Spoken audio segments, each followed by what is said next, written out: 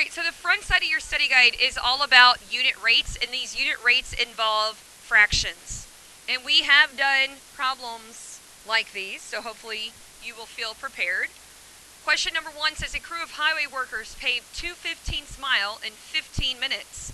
If they continue to work at the same rate, how much highway will they pave in 1 hour? So again, we're thinking about 1 full hour. So I'm going to draw a circle because when I think of an hour, I think of a clock. And it's talking about 15-minute segments. So yes, that was my next question. You're going to need 4 15-minute segments in 1 hour.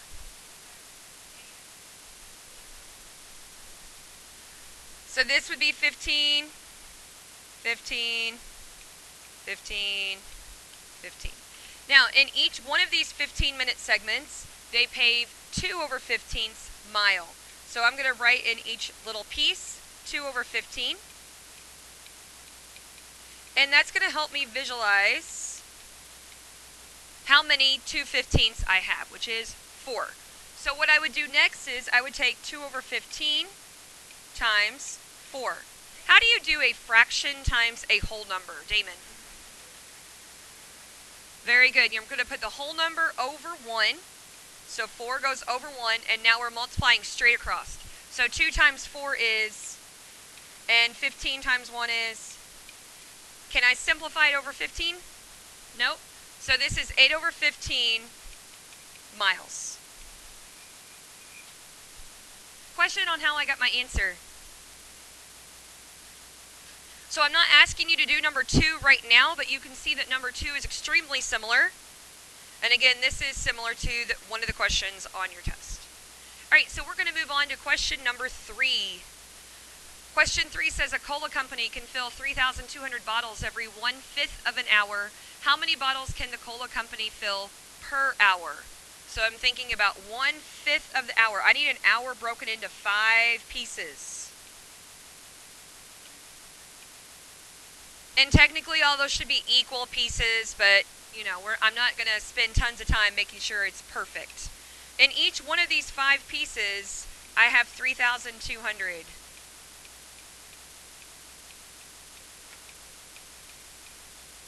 So again, that visually shows me how many I have. I could either add up these 5 numbers, or an easier thing to do, since you're able to use a calculator on this test, is to do 3,200 times 5, which is what?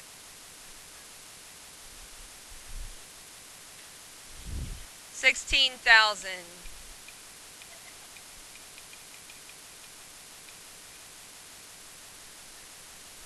So question number 4 is also similar to this one. Any questions about question 3?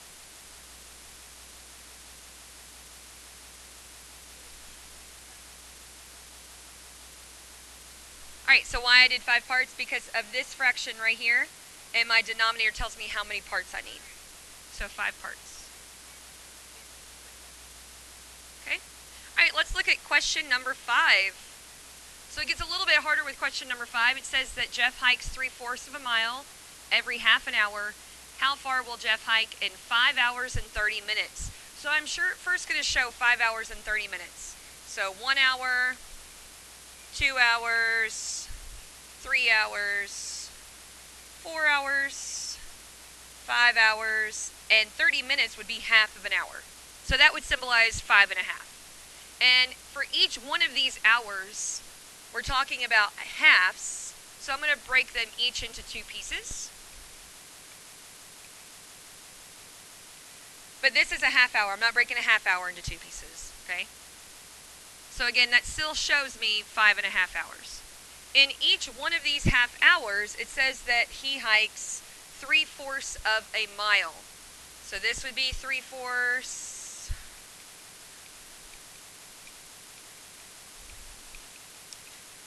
Now, I'm not saying that this is the only way to work out these problems, but I think that this way is visually the easiest way for everyone to see. So once you understand it this way, if you have another way that you'd like to solve it, you may. How many 3/4 do I have up here? Good. 1, 2, 3, 4, 5, 6, 7, 8, 9, 10, 11. So I could do 3/4 times 11. But some of you really like to use calculators. So if you want to use a calculator, what number could we use for 3/4? So we could put in 0.75 times 11. Now if we do just the fraction, remember 11 goes over 1. So it's going to become 33 over 4, which is 8 1/4. If you changed it into a decimal, 0.75 times 11, that would give you 8.25. Just keep in mind that most of these questions are going to be multiple choice, and 8.25 is not going to be one of your choices. It's going to be written as a mixed number, 8 1/4. Any questions about this one? Yes. You have a question about a different question. All right. All right, let's look at question number 7. Sandy is running at an indoor track. Each lap around the track is 3/4 of a mile. Sandy can run 1 lap in 6 minutes. How long will it take her to run 3 miles? This type of question is going to be worth 2 points. And there's 2 things that I want you to figure out, okay? The first thing that I want us to figure out is not worried about time, but how many laps she's going to have to run. How many laps equal 3 miles? Okay, we're going to figure that out first, and once we have that figured out, then we can worry about how long it'll take her. So 1 lap is how many miles?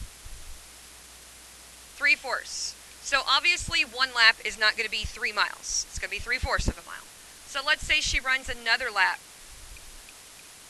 Now we have 6 over 4, which is 1.5 miles, right? So not enough. Make her run another one. That's going to give you 9 over 4, 2 1/4, so not enough. So have her run another one. 12 over 4, which is 3.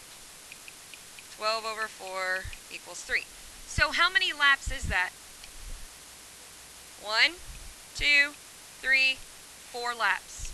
All right, so that is our first answer. How many laps equal 3 miles? 4 laps. That was the hardest step. The next step is figuring out how long it's going to take her.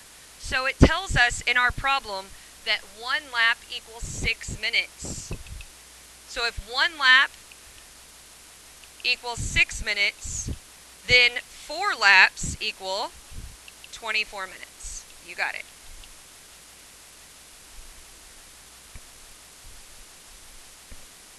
So this is the hardest one of these unit rate questions, I think. And again, that first part of the question was the hardest. So you just got to keep adding 3/4 until you get to 3 total miles. And then figure out how many laps that is, which we said it took 4 laps. And then the time wasn't that bad. All right, the back side of your paper is all the percentage questions, okay? So we're going to go through each one of those types. So if you want to go ahead and look at problem number 9. Problem 9 says a store is going to clearance out swimming trunks for the season at 85% off of the original price. What is the sale price of a pair of swimming trunks originally priced at $40? So this is very similar to the types of questions that you were working on IXL. So again, it's 85% off, $40. I need to do 2 steps here. Most people stop after the first step. What is the first thing that I need to do? Good. I need to find 85% of 40, which is going to be 0.85 times 40. Yes, you can use calculators. I want you to. And that gives you $34.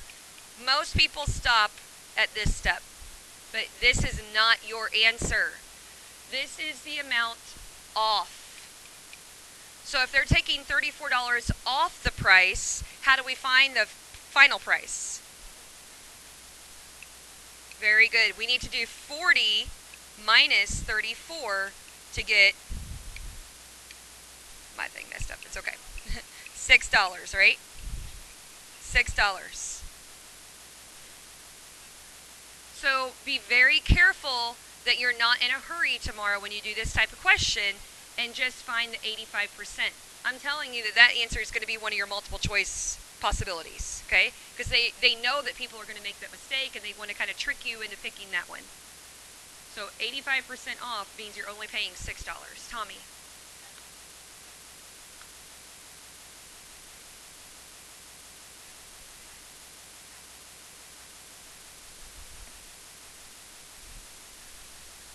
All right, let's look at number 11. Daniel earns a salary of $150 per week plus a 20% commission on the jewelry he sells. If his sales for the week are $350, how much will his total income be for the week?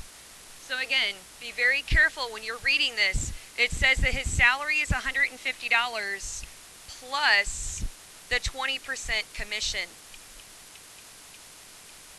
And the commission is on his sales, and it says the sales are $350. So I need to find 20% of $350. How would I do that? Good, so 0.20 or 0.2 times 350. I believe it's 70. $70. So he's earning $70 just for his commission, but we don't want to forget about the $150 that he gets as well. So $150 plus this $70 commission is going to give a total of $220. So I know as I've been teaching about commission, a lot of people, some people find like 20% of the 150, stuff like that. So be very careful when you're reading that you're finding the percentage commission of the sales. Okay?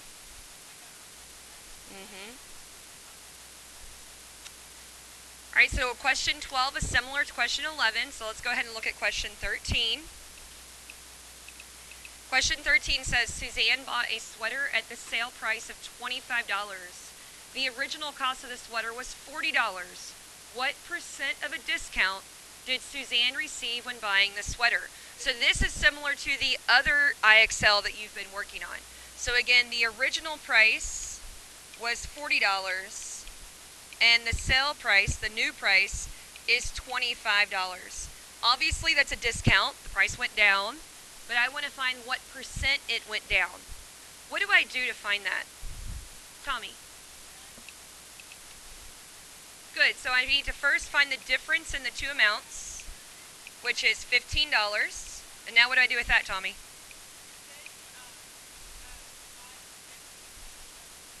So is it always by the original? Yes. So $15 divided by 40.